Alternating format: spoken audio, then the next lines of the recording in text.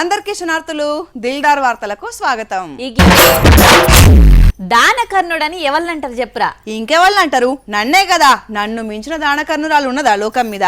నువ్వేం దానం చేసినావు గంతగానం? ఏం దానం చేయలేదు చెప్పు. మొన్న మీ ఇంట్లో బియ్యం అయిపోయినాయి అంటే అడ్డడు బియ్యం ఇయ్యలేదా నీకు? ఇప్పుడు ఆ విషయం అందరికి చెప్పాలనా? మొన్న మార్కెట్ లో మిరపకాయలు దానం చేయలేదా? ఓ ఇట్లా ఎన్నెన్ని చేసినా ఎప్పుడన్నా చెప్పుకున్నా నేను? ఇప్పుడు చెప్పుకుంటున్నావు కదా, ఇంకేంది? ఇసొంటి దానాలు ఎన్ని చేసినో నేను లెక్కే లేదు తెలుసా.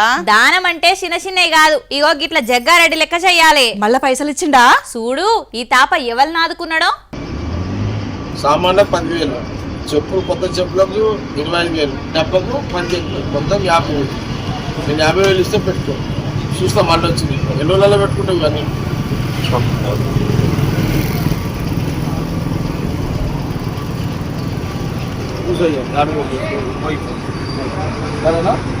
పురాణ కాలంలో కర్ణుడు కవచ కుందనాలు దానం చేసిండని పేరెళ్తే ఈ కలియుగంలా నోట్ల కట్టలు దానం చేసుట్లా మన జగ్గారెడ్డి పేరెళ్తున్నాడు. ఆపతున్నది దుఃఖంలున్నారని తెలిస్తే చాలు ఇట్లా బండి మీద పోయి వాళ్ళ ఊహకందనంత సాయం చేస్తున్నాడు. ఈ కాక సంగారెడ్డి జిల్లాల శానా ఏళ్ల నుంచి చెప్పులు కుట్టుకుంటా జీవితాన్ని నిలదీస్తున్నాడట. ఈయన గోసను చూసిన జగ్గారెడ్డి సామాన్య 10,000, చెప్పులు కొత్త చెప్పులకు 25,000, డబ్బకు 10,000, మొత్తం 50,000. నేను 50,000 ఇస్తే పెట్టుకో, చూస్తా మళ్ళీ వచ్చింది. ఎన్ని రోజులలో పెట్టుకుంటావు కానీ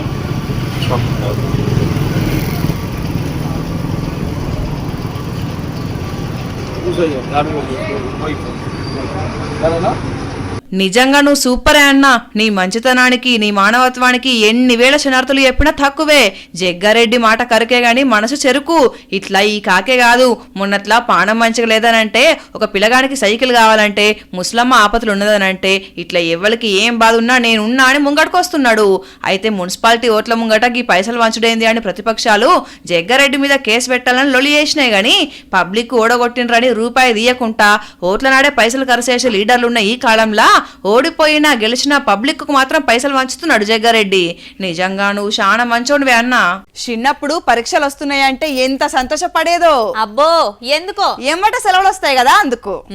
అదా సంగతి. ఇంకా బాగా చదివి పరీక్షలు రాస్తేందుకు ఎదురు చూసేదని చెప్తావేమో అని అనుకున్నా. నేను అబద్ధాలు చెప్పను రా. అంటే పరీక్షలకు కూడా చదవకపోయేదా? అప్పుడైనా ఇప్పుడైనా సింగిల్ టేక్, అది వార్త అయినా జవాబైనా. అమ్మా సింగిల్ టేక్ ఆర్టిస్ట్. ఇక జారు నీ గొప్పలు గాని కలెక్టర్ సార్ వచ్చిండు పా. కలెక్టర్ సార్ ఇక్కడికి వచ్చుడేంది? ఇక్కడికి కాదు, అవగాల బడికి. చిన్నప్పుడు చదివేం సాధిస్తావురా అనంటే క్లాస్ లా సగానికి సగం మంది కలెక్టర్ అనే చెప్తుండిరి. అన్నోళ్ళందరూ కలెక్టర్లు అయితారని కాదు గాని, కలెక్టర్ అంటే చదువుకు తెలివికి నిలువెత్తు నిదర్శనం, సమాజానికి దిక్సూచి అని అనుకుంటాం. అయితే గట్ల కష్టపడి చదివి కలెక్టర్ అయిన గీ సారు పరీక్షలు రాసే పిల్లలను గీ తీర్ల ఎంకరేజ్ చేస్తున్నాడు. పరీక్షలల్లా మంచి ఫలితాలు రావాలంటే కష్టపడి కాదు, ఇష్టపడి చదవాలి అని అనుకొచ్చిండు కలెక్టర్ రిజ్వాన్ బాషా. జనగామాలున్న పెద్దబడికి పోయి 10వ తరగతి పిల్లలకు విజయోస్తు అనే ప్రోగ్రాం పెట్టి చదువుకునేందుకు స్టడీ మెటీరియల్ కూడా వంచిండు. విద్యను మించిన సంపద ఈ విశ్వంలోనే లేదని, చదువు మన చేతులుంటే ప్రపంచమే మన చేతిలుంటదని, 10వ తరగతి భవిష్యత్తుకు పునాదని, టైం వేస్ట్ చేసుకోకుండా మంచిగా చదివి మంచి మార్కులు తెచ్చుకోవాలని చెప్పిండు. అసలే పరీక్షల ముంగట పిల్లలాగమాగం ఉంటారు. ఇక గిట్ల మోడీ సార్ లెక్క కలెక్టర్ సార్ లెక్క 4 మంచి మాటలు వివరించేటోళ్ళుంటే పిల్లలకు కొండంత ధైర్యం కూడా వస్తది కదా. I wish they will be getting cycle and also they will be getting a present appreciation from district administration after the results. So I wish you all the best and బాగా చదవండి, మంచిగా మీ టీచర్స్ యొక్క guidance తీసుకోండి, teachers కూడా adoption తీసుకోండి and పిల్లలందరూ కూడా week learners అందరూ కూడా మోటివేట్ చేసి మీ 15-20 days హ్యాండ్ ఓవర్ చేసి చదివించండి. Okay, all the best to all of you. డబ్బులు అవసరం పడంగానే మనకి యాదికొచ్చేది ఎవల్రా? అప్పులిచ్చేటోళ్ళు. అప్పిచ్చేవాడు వైద్యుడు. ఆపద నుంచి గట్టెక్కిచ్చేటోళ్ళు రా. వైద్యం వికటించి ఎక్కడ అప్పు ఉట్టలేదు. నెక్స్ట్ ఏం ఆలోచిస్తావు? ఇంకేముంది, బ్యాంకుకు పోయి లోన్లు అడుగుతాం. వాళ్ళు ఉట్టిగానే ఎందుకు ఇస్తారు?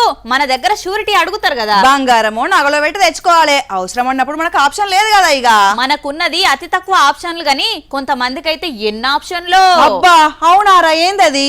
ఎవరి పర్మిషన్ అవసరం లేదు, ఎవరిని బతిమలాడాల్సిన పని కూడా లేదు. అంత పుక్యానికి పైసలు ఎక్కడ దొరుకుతాయి? ఎవరికి దొరుకుతాయి? చూడుగటు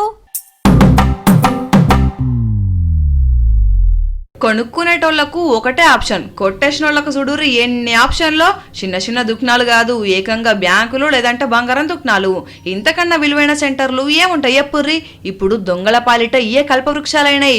చూడుర్రి, కొనుక్కునేటోళ్ళు కూడా ఇంతసేపు సెలక్షన్ చెయ్యరు, ఎంతో ఓపికగా ఎరుకుంటున్నారో. అనంతపురం జిల్లా రాయదుర్గంలో బంగారు దుకాణంలో పడ్డరు.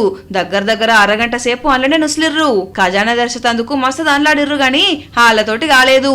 ఇక 6 లక్షల వెండి నగలు మాత్రం చదిరి సంచులలో పెట్టుకున్నారు. కరోనా టైంలో జాగ్రత్తలు తీసుకున్నట్టు గాలి పోకుండా, సందు లేకుండా, సీసీటీవీలలో ముఖాలు కనిపించకుండా ముసుగులు కట్టుకొని మరీ చొరబడ్డారు. మరి ఆ వెండి వస్తువులైనా ఇంకేమైనా చదురుకోపోయారా? ఎంత సొమ్ము అనేది ఇంకా పురాగా తెలవాల్సి ఉన్నది. కానీ ఇయ్యాల రేపు ఎట్లున్నాయి చూడురి పరిస్థితులు. సీసీ కెమెరాలు, పోలీసులు, సెక్యూరిటీ గార్డులు ఎంత కాపల పెట్టినా సొమ్ముకు మాత్రం భద్రత ఉన్నదనైతే